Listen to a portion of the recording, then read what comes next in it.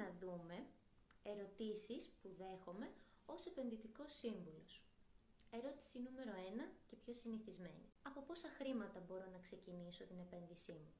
Μπορείς και από πολύ μικρά ποσά. Σημασία δεν έχει μόνο το αρχικό κεφάλαιο, αλλά το να είσαι συνεπής, ακολουθώντας μια συνεχή στρατηγική. 2.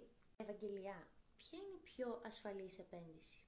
Δεν υπάρχει απόλυτα ασφαλής επένδυση. Υπάρχουν όμως επιλογές με χαμηλότερο ρίσκο. Το κλειδί είναι πάντα η διαφοροποίηση του χαρτοφυλακίου σου. 3. Τι απόδοση μπορώ να περιμένω? Οι αποδόσεις εξαρτώνται από το ρίσκο που είσαι διατεθειμένος να αναλάβεις και φυσικά το χρονικό ορίζοντα της επένδυσής σου. Στόχος είναι να μπορείς να φέρεις σε ισορροπία τις προσδοκίες σου και την ανεκτικότητά σου στον κίνδυνο και στο ρίσκο. Είναι καλή στιγμή να επενδύσω τώρα? Η τέλεια στιγμή δεν υπάρχει. Το σημαντικό είναι να επενδύεις με πειθαρχία και μακροπρόθεσμο ορίζοντα.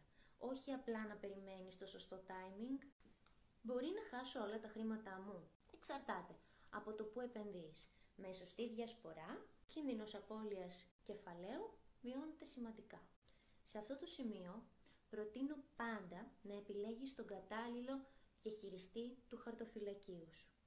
Θα πρέπει να έχει αποδεδειγμένη εμπειρία ετών. Είναι πολύ σημαντικό. Χρειάζεται να παρακολουθώ καθημερινά τις επενδύσεις μου? Όχι.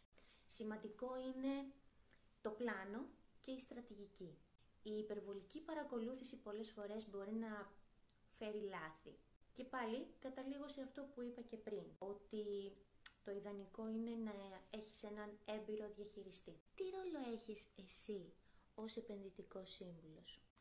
Εγώ λοιπόν είμαι εδώ για να μπορώ να σε καθοδηγώ με βάση το προφίλ σου. Για να σου εξηγώ επιλογές και ρίσκα, αλλά και να σε βοηθάω να χτίσεις πειθαρχία στην επενδυτική σου πορεία. Γιατί μην ξεχνάμε ότι οι επενδύσεις δεν είναι μόνο αριθμοί. Είναι σχέδιο, υπομονή και στόχοι.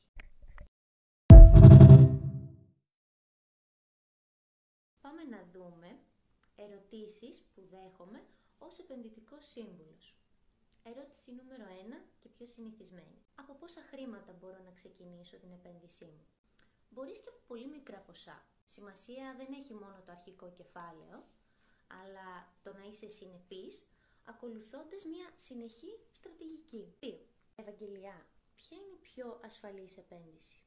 Δεν υπάρχει απόλυτα ασφαλής επένδυση. Υπάρχουν όμως επιλογές